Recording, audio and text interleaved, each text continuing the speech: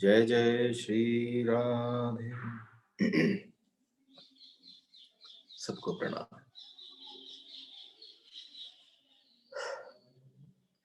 कल विश्राम लेते वक्त हमने आप सबसे कहा था कि एकदम जैसे ही प्रारंभ करेंगे तो प्रारंभ में ही एक मन को समझाते हुए, मन की अवस्था को समझाते हुए एक एक कहानी शेयर करेंगे।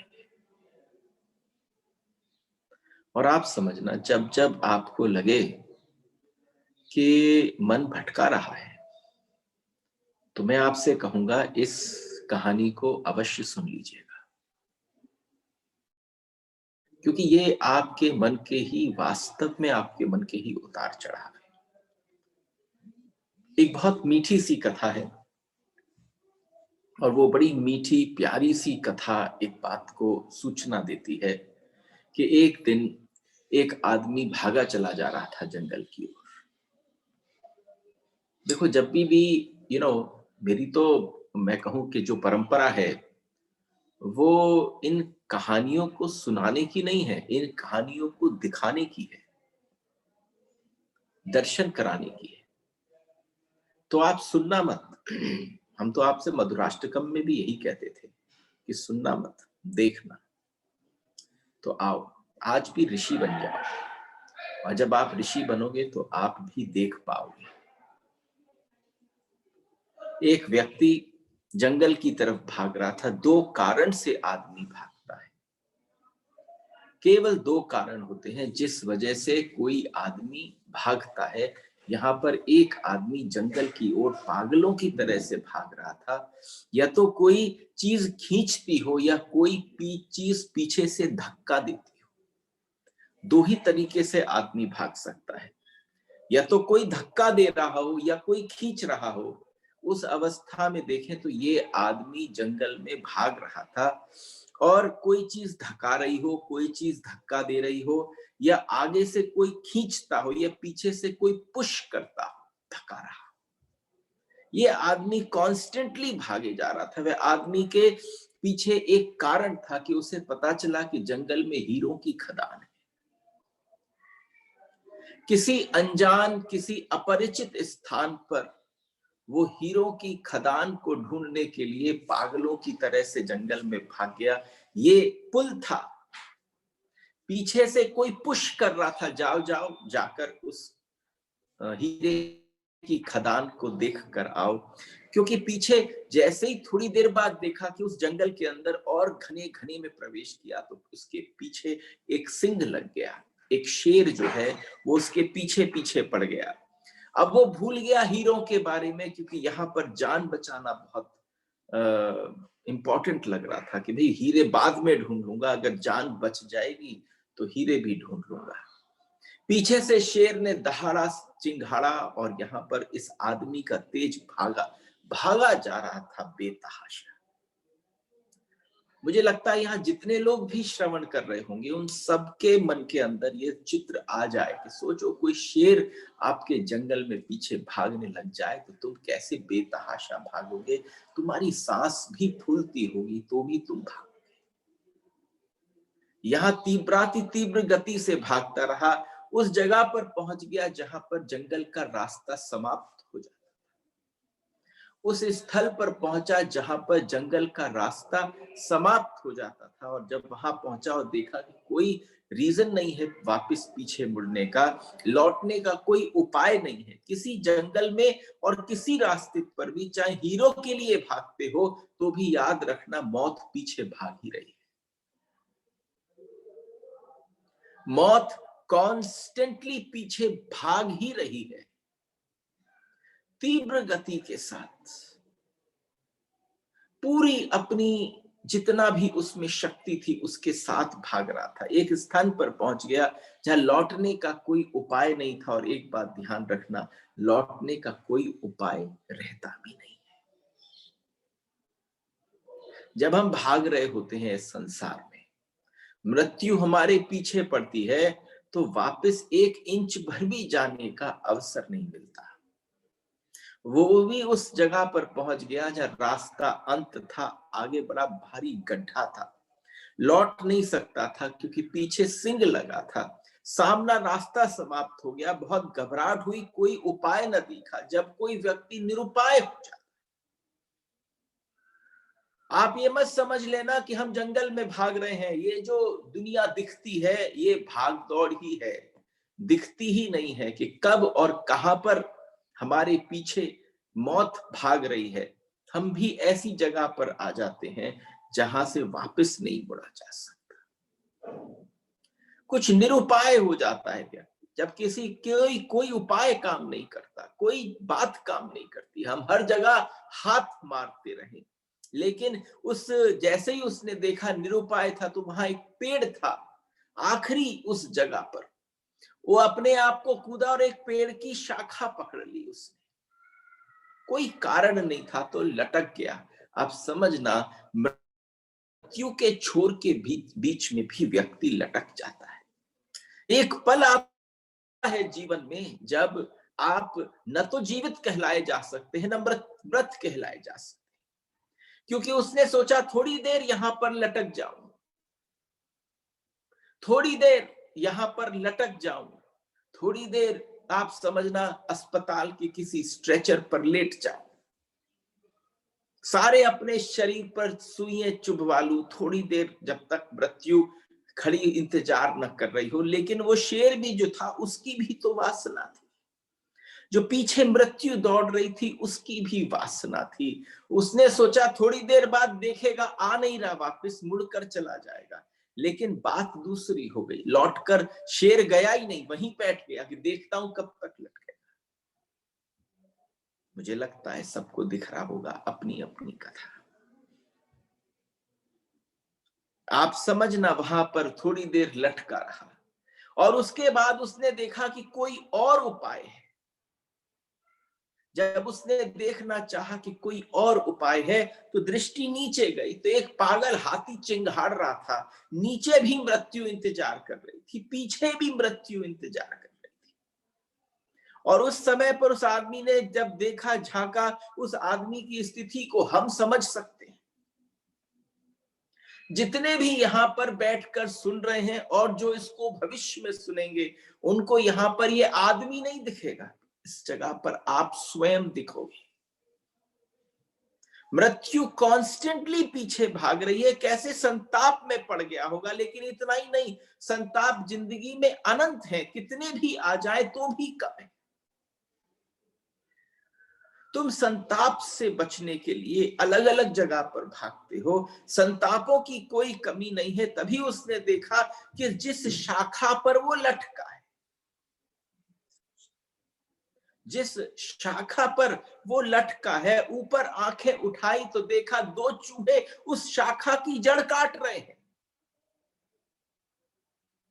इतने पर भी बात पूरी नहीं हुई। जरा कल्पना करो, अगर इसको कहीं किसी जीवन में किसी के साथ ऐसी घटना घटी हो तो आप समझ पाओगे कि क्या बात कह रहे हैं। ये आपके मन की कथा है। वो चूहे भी कतरने लगे। एक सफेद चूहा था, एक काले रंग का चूहा था। जैसे दिन और रात आदमी की जड़ें काटता रहता है, दिन और रात जैसे जड़ें काटते चले जाते हैं, तो हम समझ सकते हैं कि उसके प्राण कितने संकट में पड़ गए होंगे। ऊपर शेर इंतजार कर रहा है, जड़ चूहे काट रहे हैं, नीचे हाथी खड़ा है। लेकिन नहीं, आदमी की वासना बड़ी अद्भुत है। मैं तो बताना चाह रहा हूं कि कैसे परिचय कराऊं तुम्हारे मन से। तुम समझना कि यहाँ पर आदमी की वासना जो है वो अद्भुत है, और आदमी की जो प्रवंचना का खेल है अद्भुत है। तभी उसने देखा कि ऊपर मधुमक्खी का एक छत्ता है और उसमें से एक एक बूंद मधु का गिर रहा है। एकदम आंख गई और मधुमक्खी का छत्ता दिख गया, उसमें से एक एक बूंद गिर रही थी। फैलाई उसने अपनी लपलपाती हुई जीभ। उस आदमी ने झूलते हुए उस उस डंडी के ऊपर, उस शाखा के ऊपर अपनी जीभ लपलपा दी कि एक बार ये मीठा मधुर मुझे मिल जाए। सोचो किस अवस्था पर मृत्यु खड़ी है, ऊपर मृत्यु है, नीचे जड़ें कट रही हैं। उसके बावजूद भी मधु की एक बूंद जीभ पर टपकी, आंख बंद करके कहा, आह धन्यवाद, बड़ा मधुर, बड़ा मीठा, इतने दिनों में इतना मीठा मधुर चखा ही नहीं। जब वो ऊपर से मधु टपका और आप समझना चारों तरफ हाथी भी चिंगाड़ रहा है, ऊपर से शेर भी दहाड़ रहा है, चूहे भी कुतर कुतर कर रहे हैं, न जड़ों को काटते हुए चूहे रहे उस पल, न हाथी रहा, न शेर रहा। जिस पल उसने उस लपलपाती जीभ में उस एक मधु की बूंद को अपनी जीभ पर लिया, उसके स्वाद को अंदर भीतर लिया, और उस समय जब वो स्वाद लेकर उसने कहा क्या मीठा, उस एक निमिष मात्र के,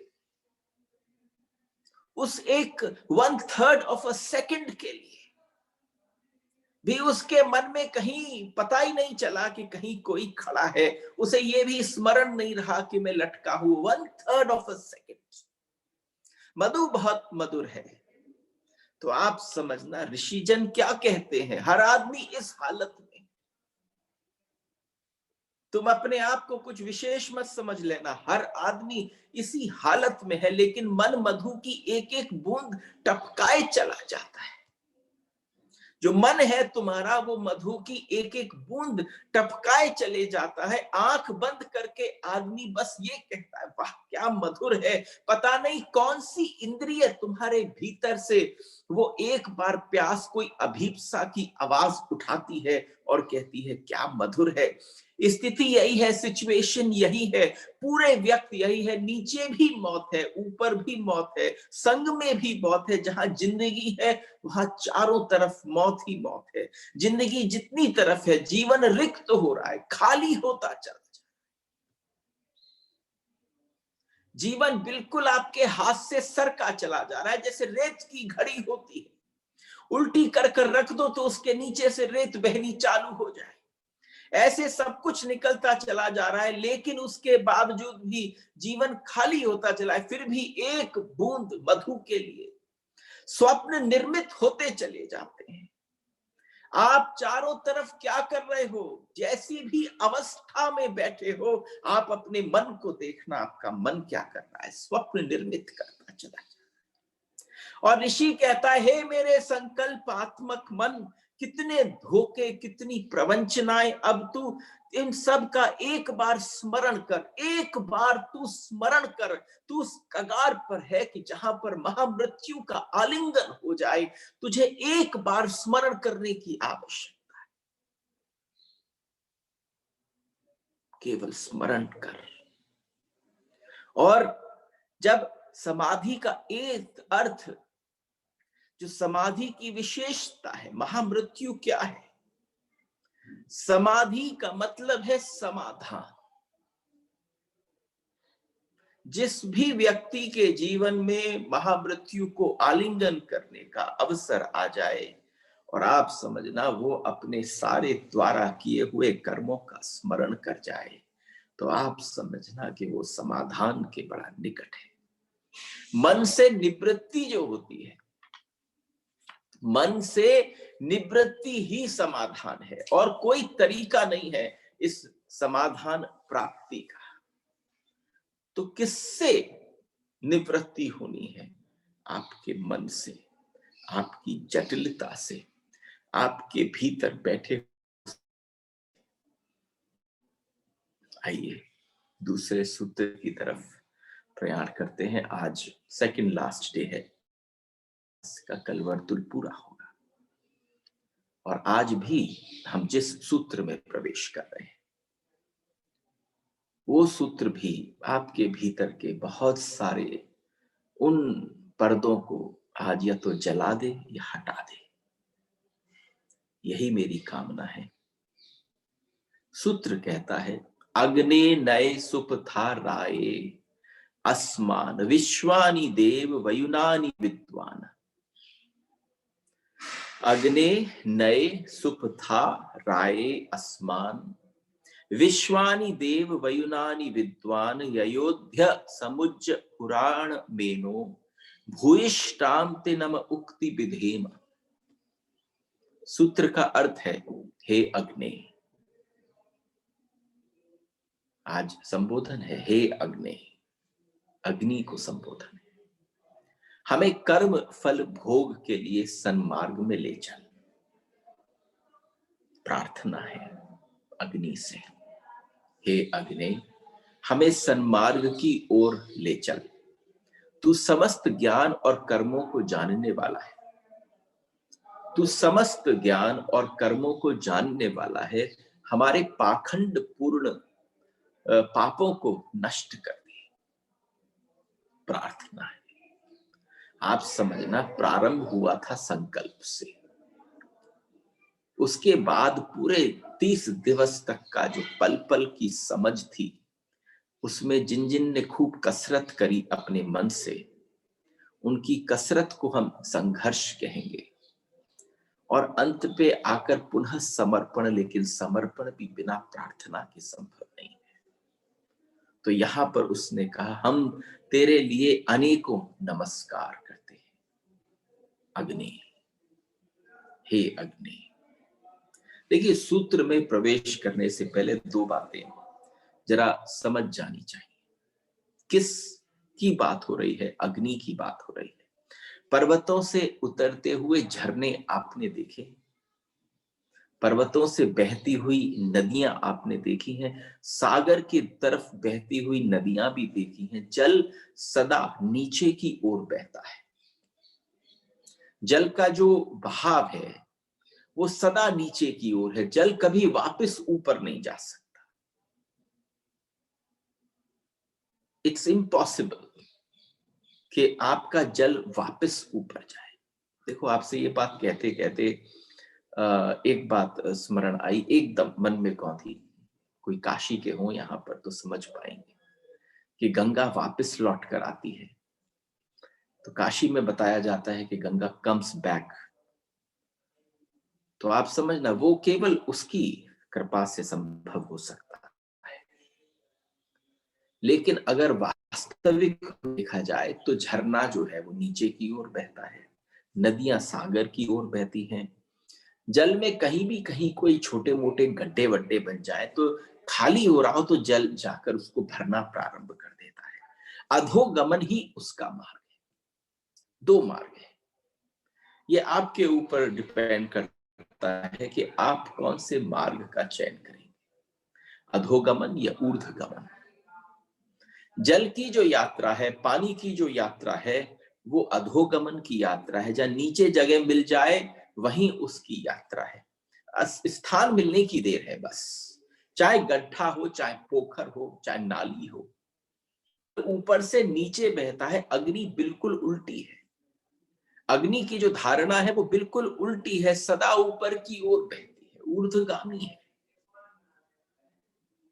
आप कैसा भी दिया जलाओ, माचिस जला दो, मोमबत्ती जलाओ, कुछ भी जलाओ, लेकिन अग्नि जो है ऊर्ध्वगामी उसका पथ है, आकाश की ओर दौड़ती चली जाएगी। तो आज का जो विषय है वो अग्नि है, आज का जो विषय है वो ऊर्ध्वगमन है, अधोगमन नहीं है। ये आपका निर्णय है। और समझो, उपनिषद के ऋषि ने आपसे कहा दो ही मार्ग है, या तो तू ऊर्ध्वगमन कर या तू अधोगमन कर। ये आपका निर्णय है।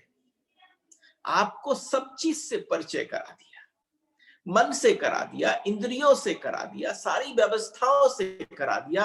अब आपके पास तो ऋषि ने तो अपनी प्रार्थना कर ली, वो उसकी थी। आपकी कौन सी प्रार्थना होगी? आप कौन सी प्रार्थना करेंगे? तो उसने कह दिया कि जो जब ज्योति ऊपर की ओर भागना शुरू कर देती है तो उसे हम ऊर्ध्वगमन कहते हैं। अग्नि का ये ऊर्ध्वगमन अति प्राचीन समय में ऊर्ध्वगामी चेतनाओं का, उन ऊर्ध्वगामी चेतनाओं को ख्याल में आ गया। चेतना दोनों तरीके से बह सकती है, एक चेतना नीचे की ओर बह सकती है, एक चेतना ऊपर की ओर बह सकती है। ये आपके ऊपर है कि आपकी चेतना को आपने कौन सा मार्ग दिखाया। This is your consciousness, this is your awareness. आपने कौन सा चयन किया, आप कौन से पथ पर चले। हमारी चेतना नीचे उतरने का रास्ता पा जाए, हमारी चेतना अगर नीचे उतरने का रास्ता पा जाए, हम ऊपर की सीढ़ी के नीचे उतरने वाली जो जो चेतना है उसको मेहनत नहीं करनी पड़ता है। जल अपने आप को कहां पकड़ता है, उसके आगे कोई पकड़ता है तो धक धक करके धक्के पड़ते हैं और चलता चला जाता है कोने की ओर। साधारणतः अगर देखा जाए तो मनुष्यता जो है वो बिल्कुल एक जल की भांति है। आप नीचे की ओर बह रहे हैं, हम नीचे की ओर सीढ़ी छोड़ रहे हैं। छोड़ दें, अगर हम नीचे की ओर जाना छोड़ दें, जरा मौका मिल जाए पंख फैलाएं और ऊपर की ओर उड़ जाएं। यही प्रयास था कि ईशावास्य उपनिषद इस भावना से प्रारंभ की।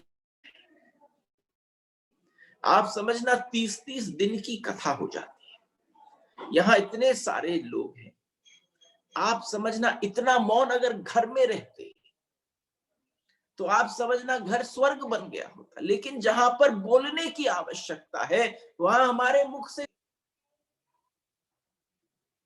वो अवस्था ऐसी है कि आप अपनी ही उसको करें, पंख फैलाकर थोड़े से उड़ जाएं। वो पंख क्या है, पहली बार का संघर्ष है, उसके बाद उड़ गए फिर कोई संघर्ष नहीं, फिर आपको समर्पण करना पड़ता है।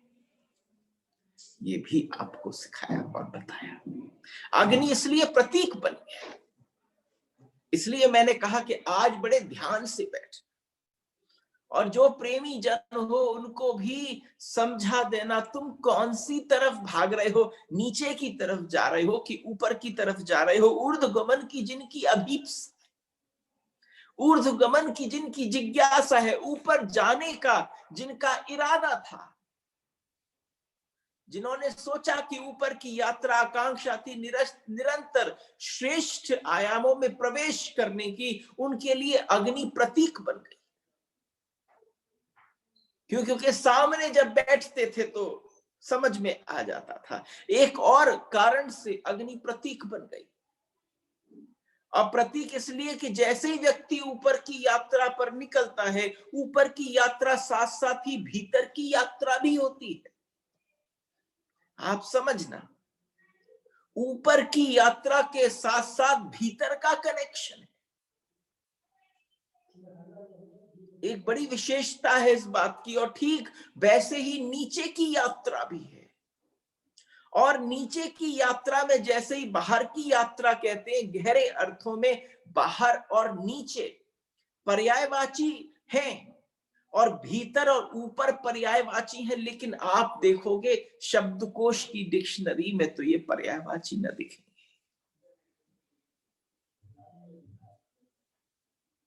बाहर और नीचे, जैसे ही आप बाहर की यात्रा करते हो तो आप अधोगमन की यात्रा करते हो, जब आप भीतर की यात्रा करते हो तो ऊर्ध्वगमन की यात्रा करते हो।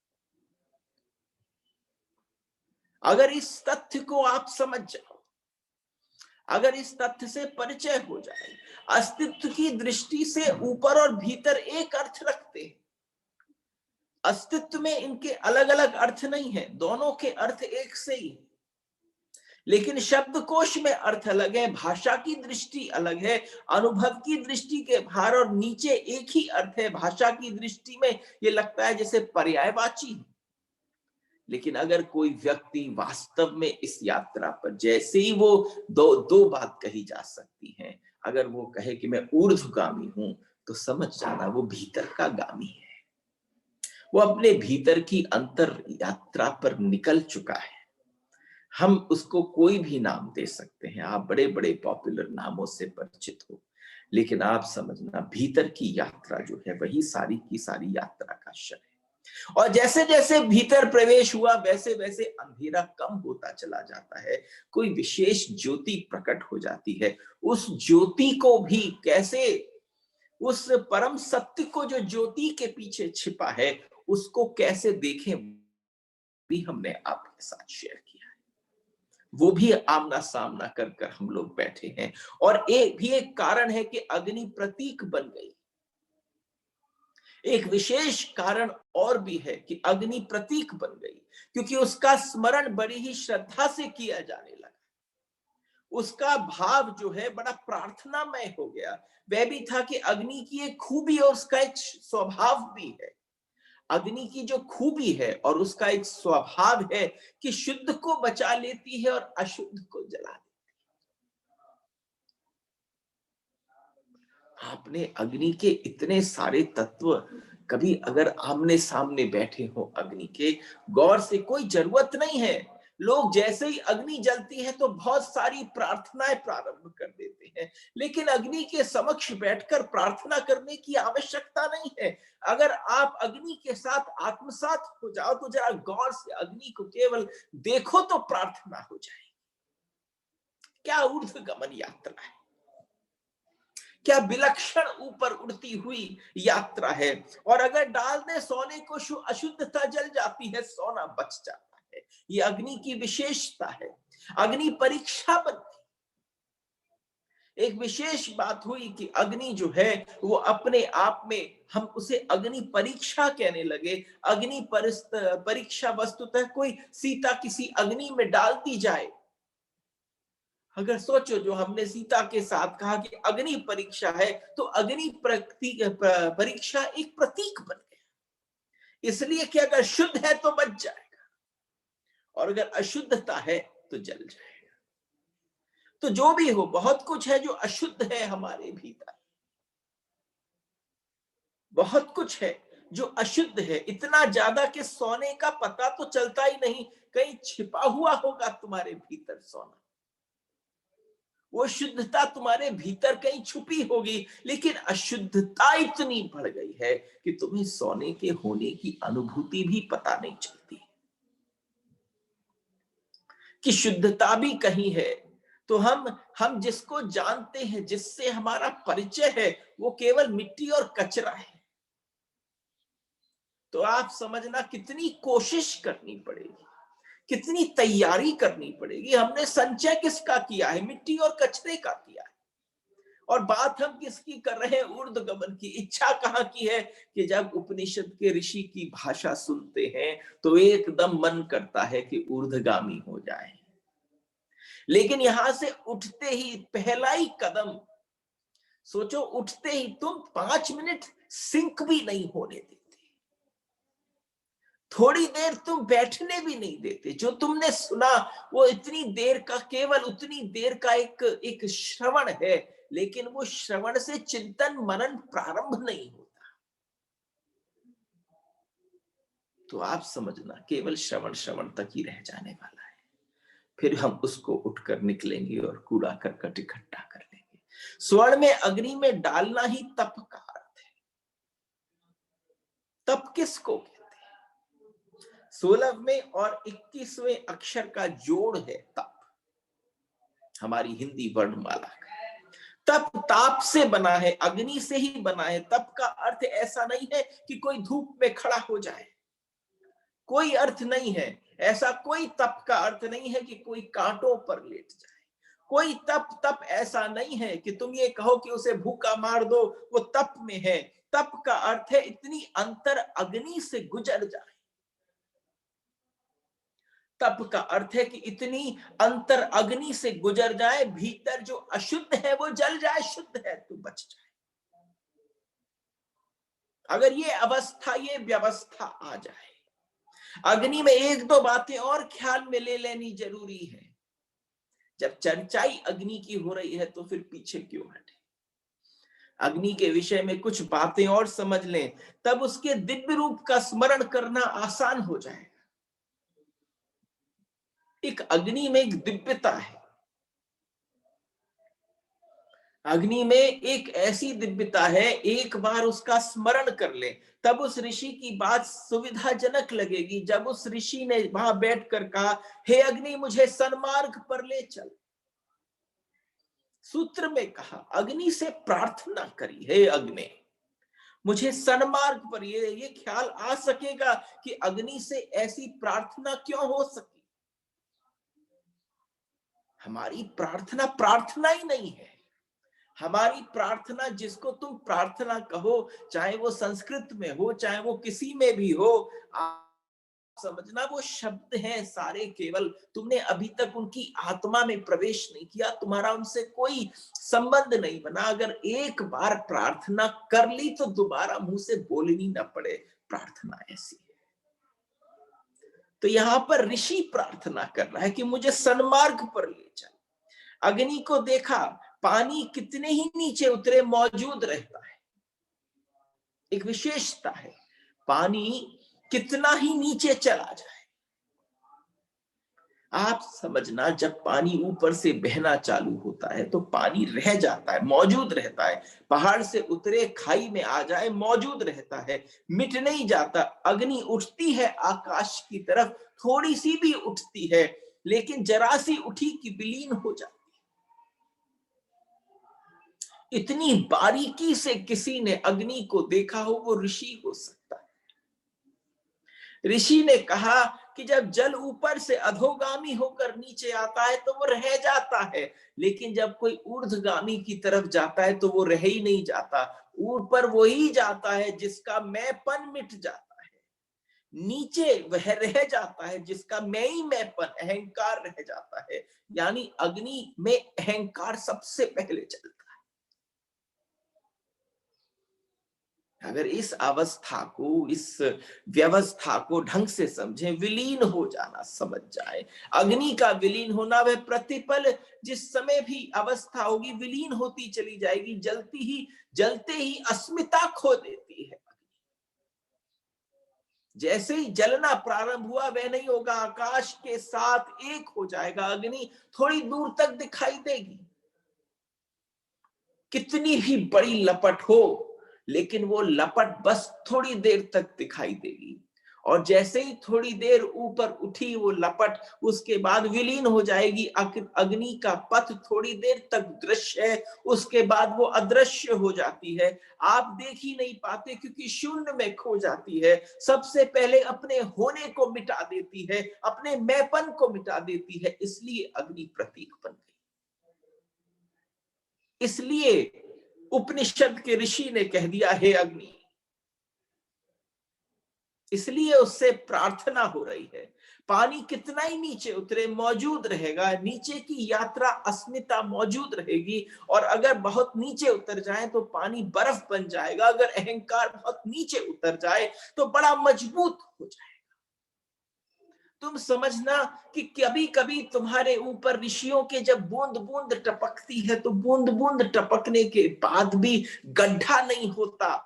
इसलिए गड्ढा नहीं होता, यानी जो कहा गया था वो सूत्र तुम्हारे भीतर प्रवेश नहीं करता, तुम्हारी बुद्धि के पार नहीं जाता, तुम्हारे अंदर हृदय में जाकर वो अपना फैलाना नहीं फैलाता। इसलिए क्योंकि इन सब जगह पर अहंकार की बर्फ जमी हुई है। तुम्हारे इतनी ज्यादा अहंकार की बर्फ जम गई है कि तुम्हारे बार बार के स्मरण से भी, बार बार के सत्संग से भी, बार बार की ऋषियों की वाणी को श्रवण करने के बावजूद भी तुम्हारे भीतर कोई ऐसी अवस्था प्रकट नहीं होती। हम कितनी भी कोशिश, लालसा रहती है ऊपर के ऊर्ध्व गमन की, लेकिन पल पल जब हम चलते हैं तो हमारा कदम आकर्षित होता है अधोगमन की तरफ। अधोगमन की तरफ हमारा मन आकर्षित होता है। ध्यान रखें, जितने नीचे उतरते हैं उतने अहंकार मजबूत होता है। जितने हम नीचे उतरते हैं उतना अहंकार मजबूत होता है, फ्रोजन, सख्त, क्रिस्टलाइज्ड होता है। हम जितना नीचे जाते हैं और जितना ऊपर जाते हैं उतना विरल और क्षीण होता है। अग्नि की ज्योति को देखते रहे, थोड़े देर में पता चलेगा कि कहां गई, गायब हो गई।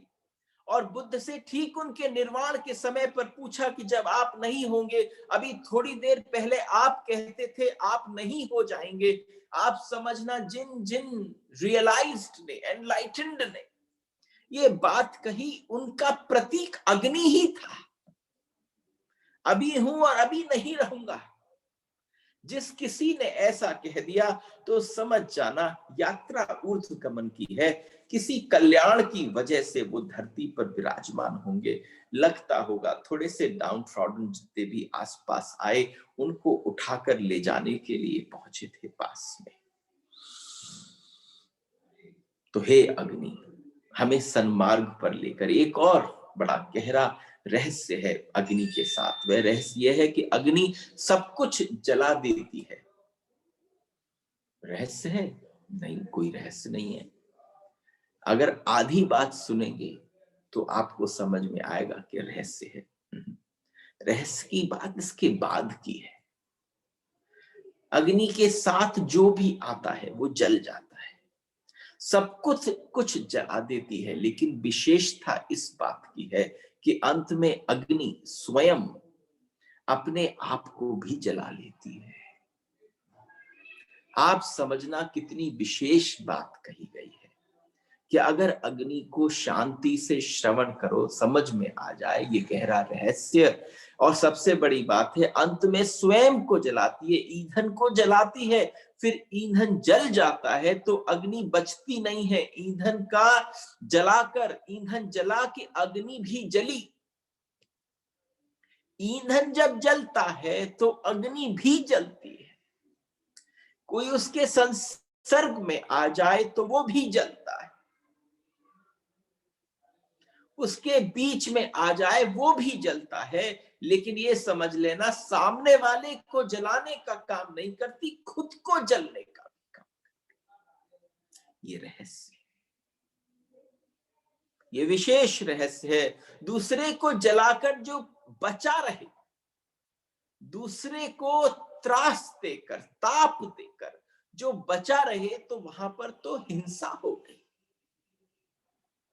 लेकिन यहां पर दूसरे को जब जलाया, दूसरे को विलीन कर कर जब कोई स्वयं उसके साथ भी लीन हो जाए तो प्रेम है, तो मिलन है। तो बात थोड़ी बड़ी रहस्य की हो गई,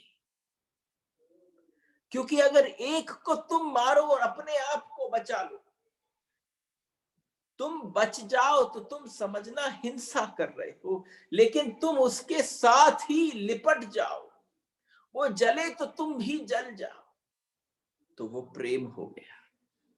तो समझने की बात है। लेकिन एक दूसरे को शून्य करके स्वयं भी शून्य हो जाए, एक शून्य हो और दूसरा भी शून्य हो जाए, तो प्रेम है। तो अग्नि दुश्मन नहीं है ईंधन की।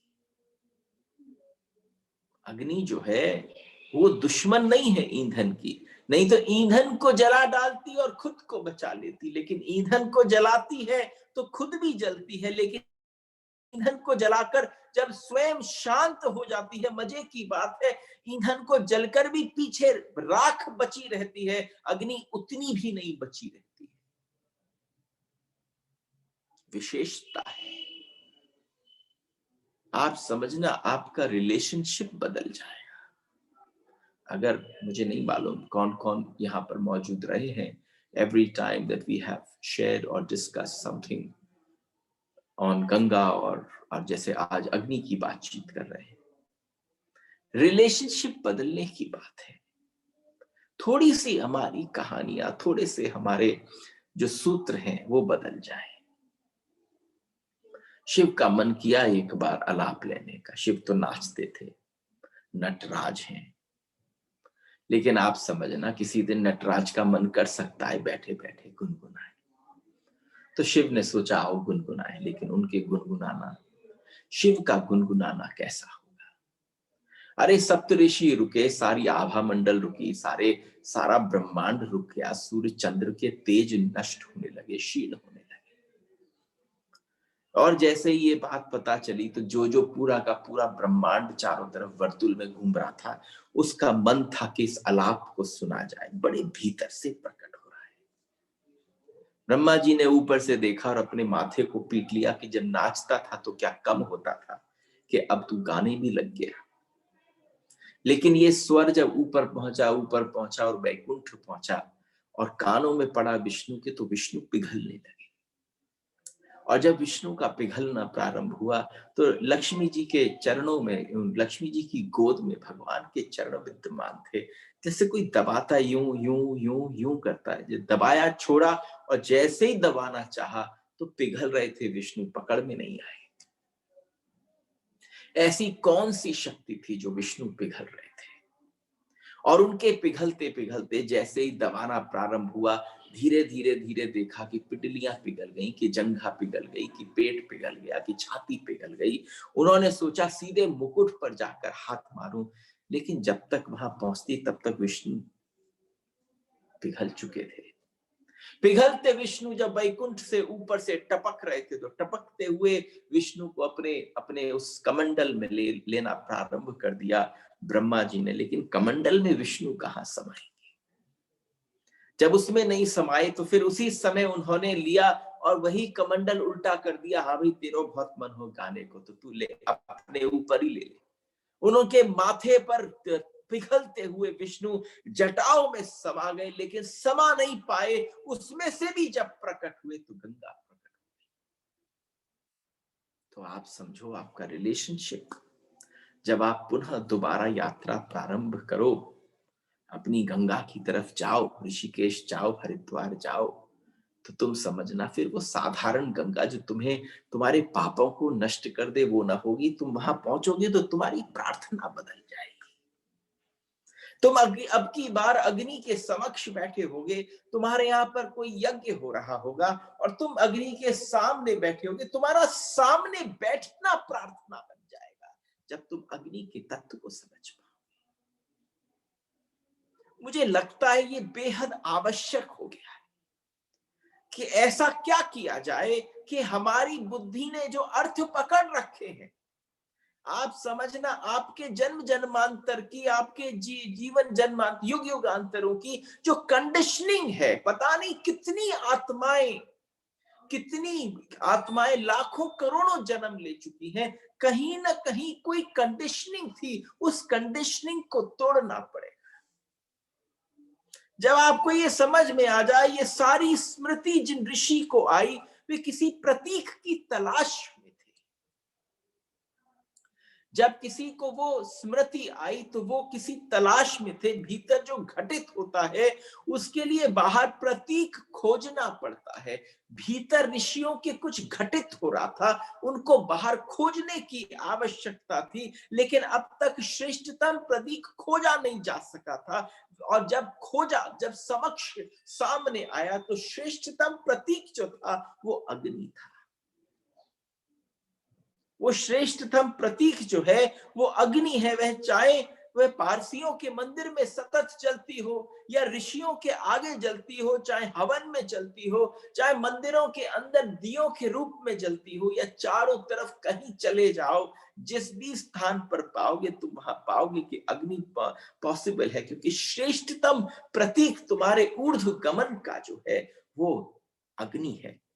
भीतर निकटतम घटना के ऊर्ध्वगमन की जो घटना है वो तुम्हारे समक्ष अगर मौजूद कोई है तो वो केवल अग्नि है। देवता हम किसको कहते हैं? किसको आप देवता कहते हैं? देव कौन है आपके लिए? देवता सिर्फ उसे नहीं कहते जो दिव्य है।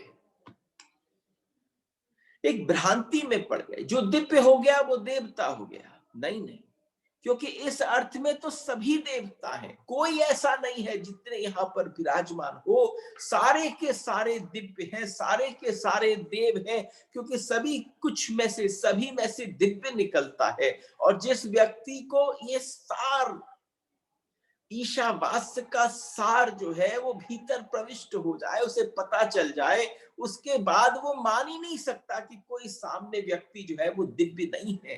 हर जना दिव्य है। साधारणतः शब्दकोश में अगर खोजने जाएंगे तो देवता का अर्थ होगा जो दिव्य है, who's divine, उसकी परिभाषा। इसलिए आपसे कहता हूं कि जब आप अध्यात्म के पथ पर पढ़े तो डिक्शनरी को उठाकर पटक दें, क्योंकि उसमें शब्द के अर्थ है, जीवन के अर्थ नहीं है। वन हु इज डिवाइन, उसको दिव्य कहते हैं, लेकिन दिव्य तो सभी है। किन्हीं को पता है, किन्हीं को पता नहीं होगा। बहुत सारे 90-95% जनसंख्या इस पृथ्वी पर रहती है जिनको अपनी दिव्यता का पता नहीं है। तो दिव्य कौन है? अरे भाई, पत्थर भी दिव्य है, एक शिला भी दिव्य है, ये पर्वत आदि जितनी भी श्रृंखला है, हमारी सनातन ऋषियों ने हमसे कहा सब कुछ दिव्य है। आकाश भी दिव्य है, कण कण भी दिव्य है। फिर देवता का मतलब नहीं हो सकता कि देवता का मतलब क्या है, क्योंकि दिव्य सभी है। तो देवता का मतलब क्या है? तो देवता का इतना ही नहीं कि जो आपको दिव्यता की ओर ले जाता है। अंडरस्टैंड? देवता कौन है? जो आपको दिव्यता की ओर ले जाता है। दिव्य है इतना ही नहीं, दिव्य का प्रत्येक वस्तु जो दिव्य की ओर ले जाता है, जो दिव्य की ओर उन्मुख करता है, जो ऊर्ध्व की ओर ले जाता है, जो आपके समक्ष आ जाए। गुरु को देव क्यों जोड़ा गया? अगर वास्तविक गुरु है और आपको जहां पर आप विराजमान हो वहां से आपकी यात्रा ऊर्ध्वगमन प्रारंभ कर दे, तो वो देव है। वो देव है। एक छोटा सा शिशु ही तुम्हारे घर में दिव्य है, अगर वो तुम्हारी यात्रा को परिणत कर दे, उसको बदल दे। इसलिए हमने कहा देव। और इसमें कोई कठिनाई नहीं। जो लोग कहते हैं कि भाई पढ़ते होंगे, वेद पढ़ते होंगे, कठिनाई होती है, आकाश देवता है, इंद्र देवता है, हम जब वेद पढ़ते हैं तो चारों तरफ बड़ी कठिनाई पैदा हो जाती है, अंग्रेजों को विशेषकर हो जाती है। वो कहते come on man, how many people have to be worshipped. लेकिन हमारे यहाँ दिव्यता जो है वो प्रत्येक जगह विद्यमान है। दिव्यता हमारे यहाँ हर जगह पर है। और आप समझना, बाहर का व्यक्ति जिसका यहाँ पर ये प्रार्थना, ये दिव्यता का कोई संबंध नहीं है, वो समझता है पागलपन है। और जिसको समझ में आ जाए वो उसके बाद प्रत्येक व्यक्ति को देखता है और दिव्यता नजर आती है। प्रत्येक व्यक्ति को देखता है और दिव्यता नजर आती है। देखें और आप समझना, थोड़ी देर देखेंगे, अग्नि को देखते रहें बैठकर। अग्नि को कुछ नहीं करना है, केवल बैठकर शांति से अग्नि को बैठकर देखते रहें। आप समझना, हमसे कई बार लोग कहते हैं मेडिटेशन करने की इच्छा है, प्लीज आप कुछ करें जिससे कि हम ध्यानस्थ होकर बैठें। देखिए, कुछ चीजें ऐसी हैं जो इतने डिस्टेंसेस पर शेयर की जा सकती है, लेकिन जैसे अभी मैंने आपसे कहा कि ऊर्ध्वगमन की यात्रा का अनुभूति का, अनुभव का एक्सपीरियंसिंग मोड पर आने की आवश्यकता है। अगर आपके यहाँ हवन होता है तो तुम्हें कितनी जल्दी होती है कि हवन पूरा हो जाए। तुम मजा ही नहीं लेते अपने सामने अग्नि के होने का। तुम्हारे और अग्नि के बीच का जो तुम ताप के कारण आगे पीछे होते। लेकिन अगर थोड़े भी गंभीरता से बैठ जाओ, जहां पर भी हो, यज्ञ का यही अर्थ है, हवन का भी यही अर्थ है कि जिस समय सामने अग्नि विद्यमान हो, करना उतना महत्वपूर्ण नहीं है। हम हर चीज को करने को बहुत महत्वपूर्ण देते हैं, लेकिन आप समझना, हवन के सामने होना बहुत आवश्यक है। हवन में आप कुछ कर रहे हैं, कुछ डाल रहे हैं, कुछ नहीं डाल रहे हैं, यह इतना महत्वपूर्ण नहीं, बल्कि अग्नि के निकट बैठकर अग्नि की ऊर्ध्वगमन की यात्रा को देख पा रहे हैं, ये इंपॉर्टेंट है।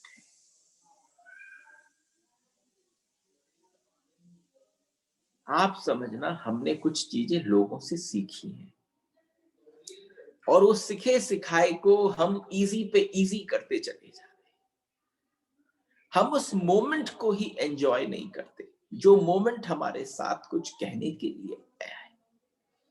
तो अगली बार कभी घर में हवन हो, यज्ञ हो, तो आप समझना, सब लोग मेरुदंड में बैठे हों और उस अग्नि के प्रत्यक्ष दर्शन कर रहे हों। आप समझना, आपके सामने ऐसा लगेगा साक्षात कोई ऋषि विद्यमान है और तुम्हारे साथ उस अग्नि की लपट के अंदर तुम्हें बड़ी से बड़ी एनसाइक्लोपीडिया के अर्थ सहित अनुभव तुम्हारे सामने मौजूद हो जाएंगे, जो तुम्हें बताएंगे कि सिर्फ मौजूदगी में तो तुम सीख सकते हो। इससे जो तुम यात्रा पर अग्रसित हो सकते हो, वो यात्रा ऊर्ध्वगमन की है। तुम बैठे अधोगमन में हो, सामने ऊर्ध्वगमन हो रहा है, तुम उसके साथ जब आत्मसात करते हो, वही प्रार्थना है कि मुझे सन्मार्ग पर ले चलो। एक बार केवल कर कर देखने की आवश्यकता। और जहां से भी दिव्यता की ओर इशारा है, जहां से भी दिव्यता की ओर इशारा है, पुकार है, जहां से भी दिव्यता की भीतर की प्यास को चोट है, जहां से भी दिव्यता की ओर भीतर सोए हुए बीज को तोड़ने की चेष्टा है, वही देवता है। अग्नि बेधता है, वो चोट करती है, पर आप एक्सेप्टेबिलिटी मोड में होने चाहिए। आप उसको स्वीकारोक्ति के, आपका मन जो है विधायक मनोदशा में होना चाहिए। इसलिए ऋषि कहता है, इसलिए ऋषि की प्रार्थना है। ऋषि ने कहा, हे अग्नि, मुझे सन्मार्ग पर ले चल। तब ऋषि ने मांगा, हे अग्नि, मुझे सन्मार्ग पर ले जाओ, मुझे कुछ नहीं पता, मुझे कोई रास्ता नहीं पता। मजेदार बात यह है कि कोई ये कह पाए मुझे पता नहीं है, तो आप पकड़ लेते हो, आपको पता है मेरी जिम्मेदारी है। आज दिक्कत क्या है कि किसी गुरु के पास तुम पहुंच जाओ तो पहले तुम बता देते हो सब कुछ पता है मुझे, अब बताओ क्या कर सकते, तो हाथ जोड़ लिए जाते हैं, छोड़ दिया जाता है, पीछे हट जाया जाता है। लेकिन यहां पर ऋषि पहुंच गया है अग्नि के पास और जाकर कह रहा है, मुझे पता नहीं है कि क्या शुभ है क्या अशुभ है, मैं परम अज्ञानी हूं, मुझे ले चल। आप समझना, व्यक्ति की सबसे बड़ी दिक्कत यही है, वो मानने को तैयार नहीं है, वो इस बात को स्वीकार करने को तैयार नहीं है कि मैं अज्ञानी हूं। लेकिन ऋषि जो है, उपनिषद का ऋषि, वो जहां पहुंचता है अज्ञानी होकर प्रवेश करता है, और वो इस बात को थोपता नहीं है, वो अपनी हम्बलनेस दिखाने की चेष्टा नहीं करता है। आज के समय पर कोई व्यक्ति आपके पास आए, मैं तो परम अज्ञानी हूं, तो तुम देखोगे कि इसमें इतना दंभ भरा पड़ा है, इसने अज्ञान शब्द को भी इस्तेमाल कर लिया है, ये बताने के लिए कि बाद में बताऊंगा, बाद में छुरा घोंपूंगा, पहले बता दूं कि परम अज्ञानी हूं। कितना सरल है, कितना सीधा है, लोग सारे जानते हैं, अरे इसकी क्या पूछो, क्या क्या चीज की इसकी नॉलेज है, लेकिन उसके अंदर तुम गौर से देखोगे तो पाओगे कि एक पाखंड, एक घमंड, एक अभिमान भरा पड़ा है। इस रिलेशनशिप को कैसे करोगे? और एक बात बहुत गहरे से ख्याल लेनी है, आवश्यक, और अगर ये बात समझ में नहीं आई, वह है कि जिसने ये पुकारा कि मुझे सन्मार्ग की तरफ ले चलो, जिसने इस बात को पुकारा, वो पुकार समर्पण से आ सकती है, पुकार ही सन्मार्ग के जाने का मूल मार्ग बन जाती है। आपके ये यात्रा जो है, ये आपका मूल मार्ग बन जाती है। ये पुकार साधारण नहीं है, ये पुकार असाधारण है कि आप किसी से कहो मुझे सन्मार्ग पर ले चलो, and you mean every single word of it. जब आप ये कहते हैं मुझे ले चलो, क्योंकि हमारी प्रत्येक वृत्ति, हमारी प्रत्येक वासना, हमारी प्रत्येक इच्छा असद मार्ग की तरफ ले जाती है। आप समझना, असद की तरफ इतना आकर्षण है, इतना विशेष आकर्षण है असद की तरफ कि व्यक्ति को वहां कोशिश नहीं करनी पड़ती, लेकिन जब सन्मार्ग पर चलना होता है तो प्रार्थना करनी पड़ती है। तो ये विशेष अवस्था की बात है, और आप असद मार्ग पर कोई प्रार्थना की जरूरत नहीं है, सब कुछ रेडी है, तुम चले और असद प्रारंभ हो गया। लेकिन जब तुम ऊपर की यात्रा करते हो, सन्मार्ग की यात्रा करते हो, तब कोशिश करनी पड़ती है। मुझे लगता है ये कोशिश ईशावास्य की हम सबके बीच में जो बैठी है, सबको रास आई होगी। ये आसान नहीं था कि हम 31 दिवस तक इन सूत्रों के बीच में मौज करें, इनके साथ खेलें। कल आखिरी दिवस है, कल इस वर्तुल को पूरा करेंगे। तो आप सब ने, जिन जिन लोगों ने इस यात्रा में संग हुए हैं, मैं आप सबको नमन करता हूं। तो कल फिर से आप सबसे भेंट होती है पुनः 11 बजे। राधे राधे।